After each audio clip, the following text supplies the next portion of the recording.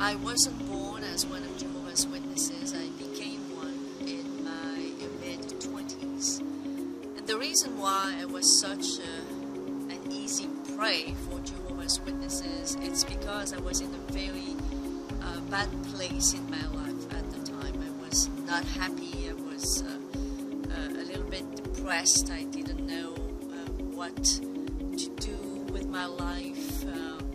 What I was planning on doing failed, and I wanted to do something else, and I was looking, I was searching for something, and witnesses happened to cross my life at that very moment, and I was the perfect prey for them at the time. My brother and I have always been very close.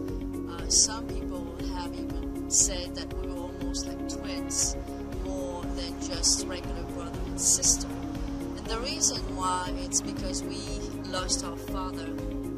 My father was only 34 years old when he died in a car accident. So it was, you can imagine, a sudden death, something we don't know that's going to happen the day before, the minute before. And that happens to you all of a sudden. And I was 5 and my brother was 2. And I think that's why we became so close to one another. It was just my mom, and my mom ended up living with her sister.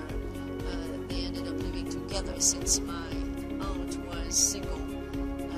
They lived together and with me and my brother. And I think that's why we became so close, because we had lost one of our parents. This is something that really marks people to life, and we were. And that is one of the reasons why we were perfect targets for Jehovah's Witnesses, for a cult. Today I can tell you as a coach that depression, sadness, that uneasiness about life, it's something you can catch from your parents. If you have a parent that is depressed and sad all the time, and for a good 2.5 years, because of the catastrophe that happened into our lives, my mother was deeply depressed, and my brother and I had to be affected by that. I think I was more affected than him, but the fact that he became one of Jehovah's Witnesses showed me that he had to be pretty much affected as well. So we were,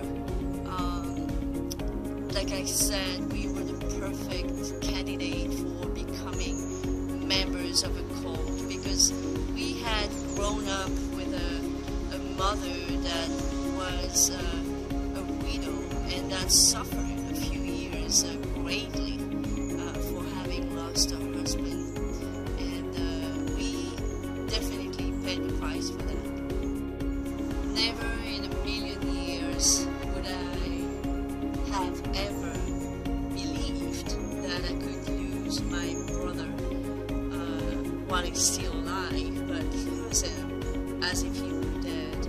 But that is the case today, because my brother is still an indoctrinated Jehovah's Witnesses. As far as I know, he has not waken up yet, and as much as I know him, I'm sure he listens to this awful governing body, to the watchtower, to a T. So it's not about anytime soon, it's not about to search anything outside of the watchtower publications. The only thing that would make him do that, it's if maybe he started having doubts, but as long as he's not having any doubts, and I believe that he doesn't at this time,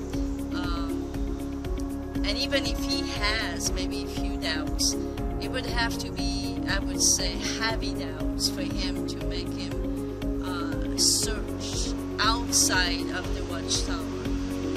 So never in my wildest dreams did I ever expect losing my brother, because we loved each other so much, and and I still do love him so much, and I know that he's not the owner of his own brain, and that is why he's shunning me, and I'm sure he still loves me. But that's what a cult does to you, you know. You're not the master of your own brain anymore. You can't reason like anyone else. Your cult is owning your brain, is owning your thoughts, and that's the only way that a cult can separate a brother and sister who used to love one another so much, like me and my brother. My mother died of Alzheimer's disease as one of Jehovah's Witnesses.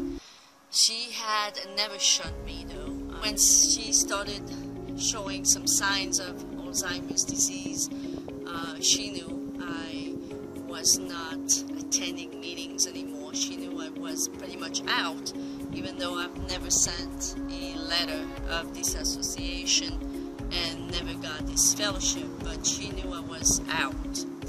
And she never shunned me, and that I never doubt that. I knew my mother too well to know that she had become one of Jehovah's Witnesses way too late in life, maybe, whatever the reason, and also because she was who she was, and I never thought she would ever shun me, and she never did.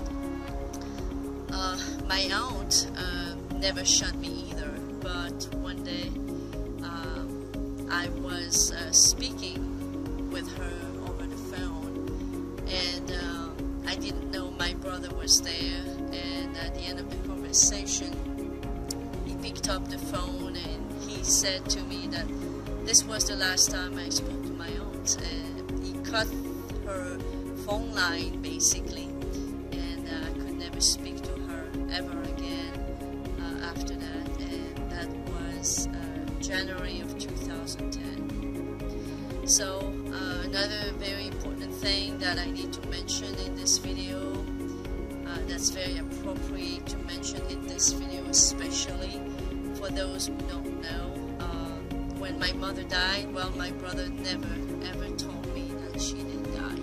So I've learned that she died from an email from the lawyer, from the family lawyer, who told me through an email that my mother had died.